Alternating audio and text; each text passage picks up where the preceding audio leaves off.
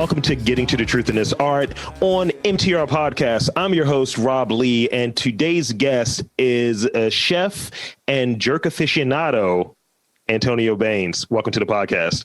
Thanks for having me. So I got connected to you. I was referred to you by Adam Estes from Wet City. Right. And he was like, you're an interesting dude. So I was like, I like talking to interesting dudes, especially if they're from the city. And I saw a few of your photos on Instagram, and one really caught my attention. It was one, I think it was maybe in a market or something, and someone had like the concentration of like jerk flavoring they had on the chicken. And I think your caption was pretty funny. And I just laughed at it. So I want to talk about your background and just you, like, you know, it's always kind of hard for people to say, yeah, I'm just going to talk about myself for half an hour, but talk about, describe your training, your cooking style, and things of that nature. Okay. Well, I'll tell you how I got started and interested in jerk happened back in 1990. And that kind of sort of opened the door for everything I did culinary after that. One of my buddies, close friends, lifelong friend, Nati Rock from Werks. Mm-hmm. He talked us into going to Jamaica one year for the Sunsplash. It was like, okay, cool. I was 20 years old. We went down for 3 weeks. And we get to Montego Bay Airport, get a taxi.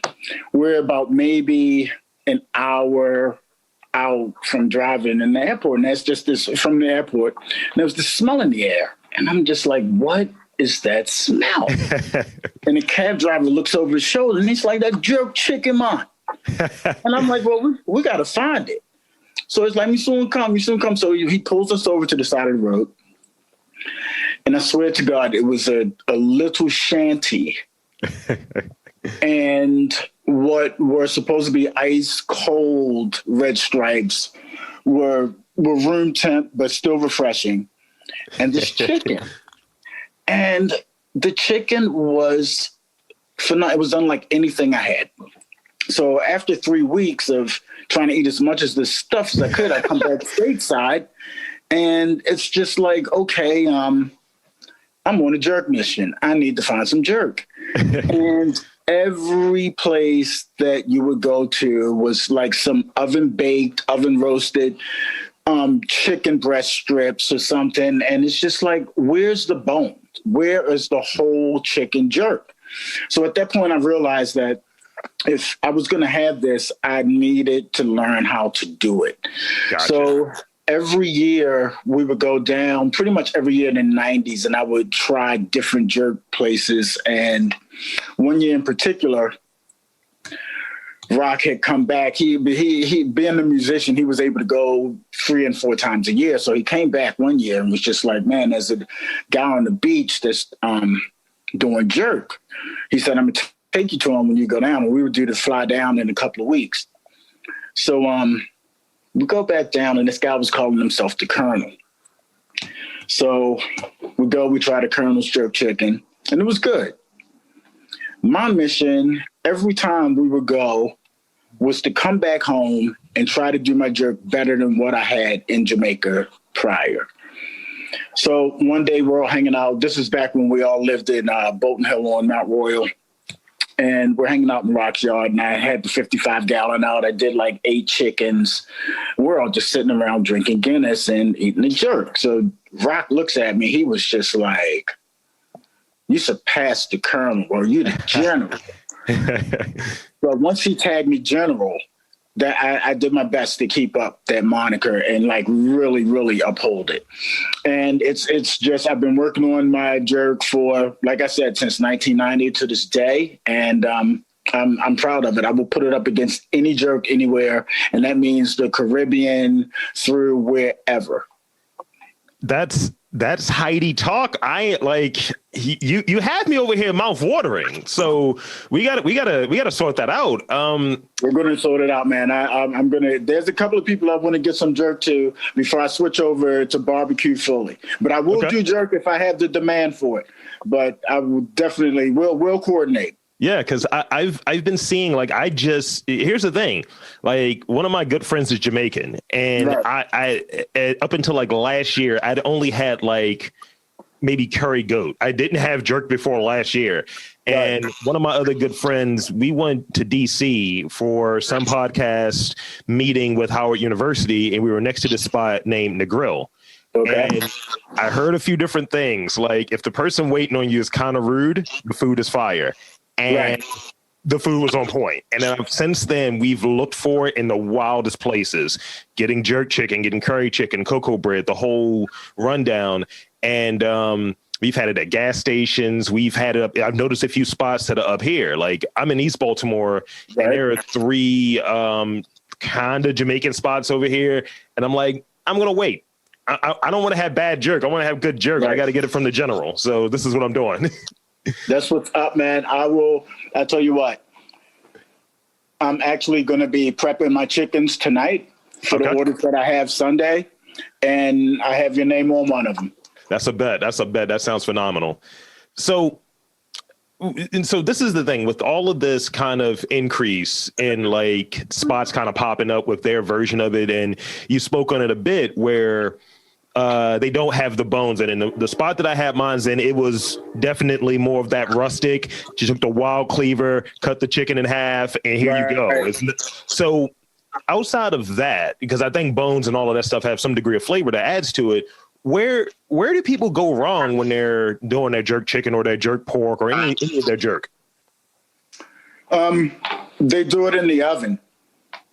And jerk is something that needs a fire smoke element to it. It's not, I like to say it's jerk seasoned. Okay. If it's done any other way that it doesn't include fire and smoke, I say it's jerk seasoned food and not the full on technique, full blown jerk experience, because the smoke is an ingredient. Okay. And it really needs to be present. Other than that, I say it's jerk seasoned food. I gotcha. Because I want to say this year, one of the things I've tried to perfect, because I cook a little bit myself. Understood. You know, I'm a private maybe. I might be an ROTC. I don't know. But I got a smoker. I got a Traeger joint during the summer, and I just do smoked crab cakes now. Like crab cakes is kind of like my thing. I have like a Japanese fire crab cake, and I definitely get your point about smoke being an element of that flavor profile, because when I broil it, when I fry them, same setup, the smoke one has a much different flavor. It's a better flavor. It is. It's very different. And to me, whether it be jerk chicken, jerk crab cake, I'm one of those people that I like to say I can do a lot of things. And it's good to be versed in something, but when you find your niche, like what you're really passionate about, that's what I say go for. I like that because you got to go after it. It's just like make this your own thing, because too often I think people will try to do a little bit of everything. I look at certain menus and places, and it's like, they got like 1,001 things, and it's just like, okay, what are they moving? What aren't they moving? It's too many choices. Whittle it down. That way, everything is cooked and curry, fresh. Yeah, and go from there, man. But that's another thing that I've noticed about Caribbean restaurants. And granted, they do have an extensive cuisine, and you have a lot of, I don't want to say displaced Caribbean folk, but they just might have longings for things that they don't get all of the time. So these places want to make it available.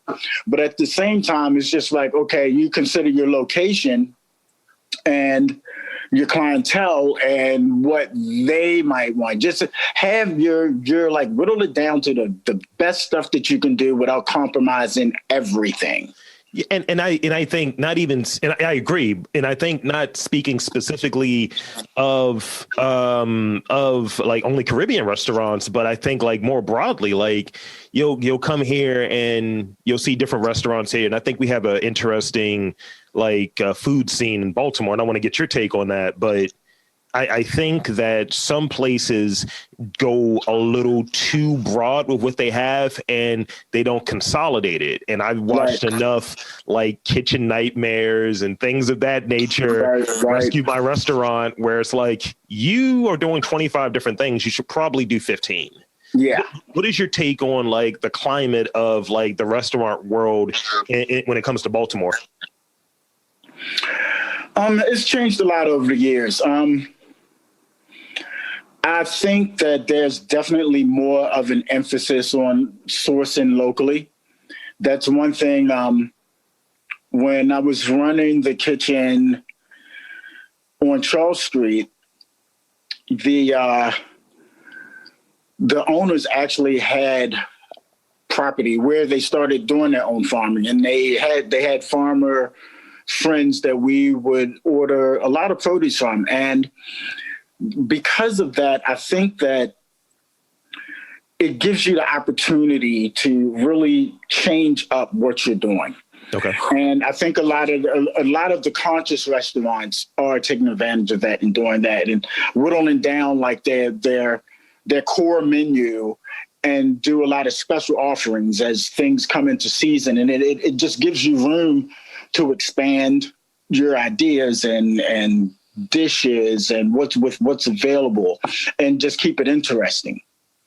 Yeah, I see that because I have a few friends that are in the industry, like Chris Amendola from Foraged. Like everything is hyper seasonal there, and his thing is he goes foraging and it's what's there. Certain things he may not have worked with. He's originally from Florida, I believe. Right. And he'll come up and it's like, what are these? I don't know what these are. I know what I'm going to do with it, but I'm not quite sure what these are. They're very native to here, and he's like, they smell like an orange, they taste like an orange, but they don't look like an orange. What are they? And, you know, it's just people kind of adjusting their menu based on the seasonality of things. Because if like one of the things he does there a lot is like mushrooms or what have you. So, you know, mushrooms, they're different based on what time of the year we're in. Yep. Size, flavor, texture, all of that. So let's see. Achilles heel. This is a thing right here. So you mentioned that the journey around like perfecting the jerk over the years or what have you. Now, on the other side of it, what would you say is your Achilles heel an ingredient like that you hated working with or that you don't like when you encounter someone else's food? I would have to say my heel, honestly, and I give props to everybody who have mastered it. But baking has never been my forte. I can do basic baking things. Like I can do a simple yellow cake. I can make the hell out of some pizza dough, which is one of my favorite things to do. But really? That is my heel. Yes. Baking is my Achilles heel. It was one thing that I watched everybody do, and it's so regimented. It's not forgiving. Yeah. So, I mean, you have to have, and depending on the humidity, and you have to know how to make those kinds of adjustments. And I did a stint at Woodbury, I would say, for about 4 or 5 months. And I would watch the bakers and what they were doing when I was doing my prep for the day. And these guys were very, very regimented. It's like what you have to be successful in baking. And I've just never had the patience for it. I'm more of a savory kind of hands-on person in that respect. I've heard that a lot from people like that they kind of have one that they're really strong with and one that is just like, that's Chinese algebra to me. I don't get it. And I sometimes I look at it because, like I said, I try to cook. I watch the chef shows, like literally it's Food Network all the time. And it's like I try to learn some of the basis of things. And then it's like if I can improv, that's what I like to do. And from what I understand, there's not a lot of improving and baking. And to your point, like the regimented thing, I think someone described it as this is literally chemistry. Yes, it is. I need to add this into it. I need to go off of taste. And I think the savory thing, I echo that same notion. So we talked about food, Baltimore being a bit of a food city a little bit, right? And how it's nothing but a food city now. And I think that has its positives and some of its negatives, I suppose. What are some of your favorite food cities? And in those food cities, what do you like to eat there? Oh man, That's a tough one, I know. it's a tough one, but I have to admit that Barcelona was one of my favorite places to eat.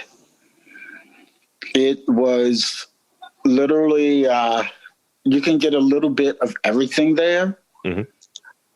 And there's a huge, huge Turkish influence that's there.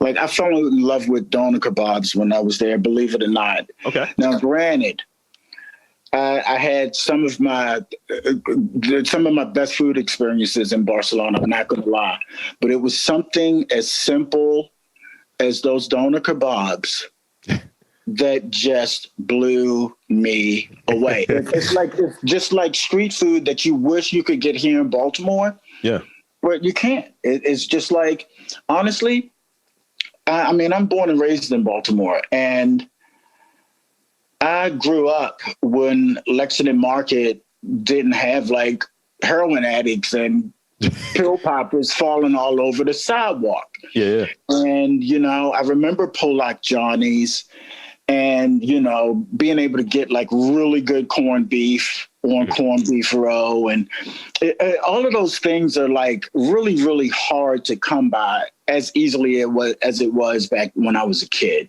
Yeah. And I just feel like there are definitely a lot of restaurants in the city. I almost feel like there are more restaurants than we have people to support them all.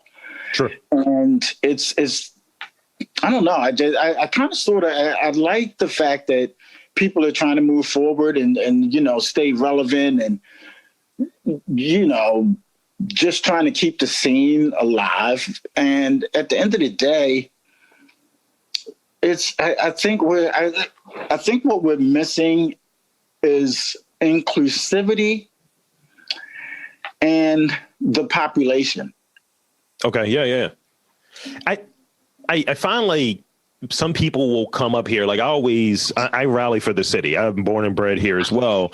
I rally for the city all the time. And, I talk to people because like we get this whole message of move out into the county, get a house that's this. And it's like, there's no culture out there and the food is trash. Yeah. And I don't cut corners around that. I was like, you'll come into the city and, most of your money's being spent in the county, but you're coming to the city and try to leech off that culture. And that's something I'm very aware of, but just when we weren't in this current situation, you see it bustling for the, like different places, like the tapas places on, what is that, Charles Street. Mm-hmm. And you'll see people there. Like I would make it a point because I would record at Big Improv on Charles. And I would go to like a wet city or somewhere local. It's like, I'm spending money tonight. I'm going to go to a restaurant that I dig. And I think that they have a unique menu. And that's what I try to do because, I think the food scene here is unique. It may be a little overcrowded. And I think if we had more people moving into the city, that would kind of solve some of it. And they're building a lot of things here. They're building a lot of residential properties. So we'll see what happens with that. So still kind of in the topic of meals, right? Now this might be something you've already mentioned because you talked about the corned beef earlier, and I have similar memories of the corned beef. There's a little bit of an age gap between us, but I'm in my mid-30s, so my daddy's. I could be your father. I was born in 1970, so go from there. So let's see, most memorable meal in Baltimore, and get as detailed as you like. The what, the where, the who, what were you drinking? What music was playing, or if there was music, but a memorable meal that like sticks in your head that's like very just Baltimore centric. That's, I have to be totally honest. It was crabs when I was a kid. Okay. Crabs when I was a kid. It was, if it wasn't every weekend, it was every other weekend, but it was one of those things where there was a bushel of crabs. They were all big, meaty, full crab. Like the crabs were so big, like we used to, as kids, used to play with the claws. Yeah. And it wasn't until I got older and I'm just like, when did these things become a luxury item? Like I literally stopped eating crabs for years because I just refused to pay the money for them.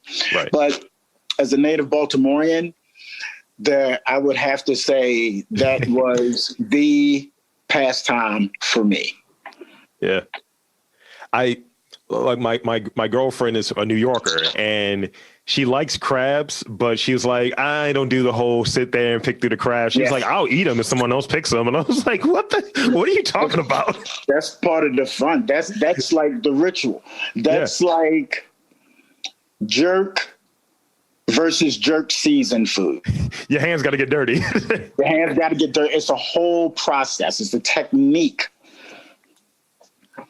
So what would you say the biggest misconception about food here is? And maybe food and the culture, those are like part A and part B. Like, what do people not get about the food in Baltimore? And what do people not get about the culture in Baltimore? More so for like someone that's an outsider coming here. That's a tough one because I know that when you think about some of the chefs that we have here and what they're doing, I mean, you can definitely find quality food here in Baltimore. I'm not sure if what kind of misconceptions people might have. I guess being a native, you can't see the forest for the trees. So that's fair. It's like you kind of sort of know where to go for this and where not to go for that. It's just one of those trial and error things. But I think if you happen into the right place, you could find something to your liking. Mm-hmm. Become a loyalist. Like I always get the joke from people. It's like, you just order the same thing. I was like, I know it's good here. You know, it's just like, look, they make the cheesesteak the right way here. Yep. And it's this one, and I didn't know what it was until I just tried it out. What is it? Fishnet in Mount Vernon Marketplace. Okay. They have, that Baltimore bomber sandwich is basically like whiting on just like a sub roll with the cheese and the dill. And I was like, I remember the sandwich as a kid. I didn't know what was on it. I just knew what those flavors were, and all of them melded together. Yeah. And that's the thing that I get all the time. I love fish and chips, and they have that there. I love salmon croquettes or salmon cakes. My mom makes them. They have those there, but I always go for that Baltimore bomber, and it's all of the onions on there. My breath is a bit tart afterwards, but I'm satisfied. I'm very happy about the choice. That's exactly right. That comes with the territory, and it's what you're willing to sacrifice. Absolutely. So let's talk about a little bit of your background, because like I said, you have an interesting background here. So I read that you're a karate practitioner. Have you ever used any of your skills in the kitchen? No, it's funny you should ask that, because it's like when I was training, I guess for about 7 years, and I got to my Son Q rank. That's your last brown belt before you can test for your black belt. It's like your 3rd degree brown belt. And I'll never forget when I first started training, my sensei was just like, you'll realize the further along you get in your practice, the less you're going to want to ever have to use it. And it was so very true. It really, really, really calms you. It relaxes you. And just to know that you practice an art, because it's an art, and I won't say it's always evolving, but you see things in it the further you go along in it. And it makes a lot of sense. But I've left jobs because I was tested by kids, basically. Mm-hmm. And it's just like, You just don't even know, and you don't want to know. You don't want to know. But yeah, I practiced for about 7 years. I got to my Sergeant Q rank, and I went to my first Koshika back in 2015. It was at the University of Connecticut, and the Koshikas are when the grandmasters of the style come in. They give a week-long workshop. Mm-hmm. And people come in from all over the world, wherever they're going to be. They come in and, we're there. And prior to the Koshika, I had met my girlfriend. So Tonio got a little bit laxed on his practice. And suffice it to say, I failed my black belt test grandly. But you know what? All of the grandmasters, they came up, they say, don't quit. You got to keep practicing. You got to keep practicing. You got to keep practicing. I failed my black belt test 4 times. And I was just like, got it. And that's when I understood it takes practice to become really good at anything, but especially at martial arts, because it all builds on everything that you start learning from the beginning. It's amazing. And I honestly think, I know for sure that it was the best thing that I did with my adult life. Now I'm still practicing in my head, and I'm still really good friends with my sensei. But I think I'm going to go back and pick up where I left off so I can go ahead and keep moving with my practice. But yeah, Weichi-Ryu Karate Do. Kiyohide Shinjo is the Grand Master. And my sensei is a direct student of his. And before the pandemic hit, he was due to go to Okinawa for a month to get in some more training with him. And he comes back and he shares the wealth. But yeah, Stanley Crump, he's in Ellicott City. The best that you're going to get, I would say, on the East Coast, considering who he is learning from. I dig it. That's great. It's the first time I've talked to someone who's a martial artist, he's a practitioner. Yeah, it's really cool. I have 2 more questions. And then one of the things I like to do on this podcast, I give all of my guests an opportunity to shamelessly plug anything that they want to at the end of the show. But the last 2 questions I have, one is what is or share a unique skill that you possess. We touched on your background in karate, but do you have any other unique skills that you're like, you know what, that's definitely Antonio? That's a good one.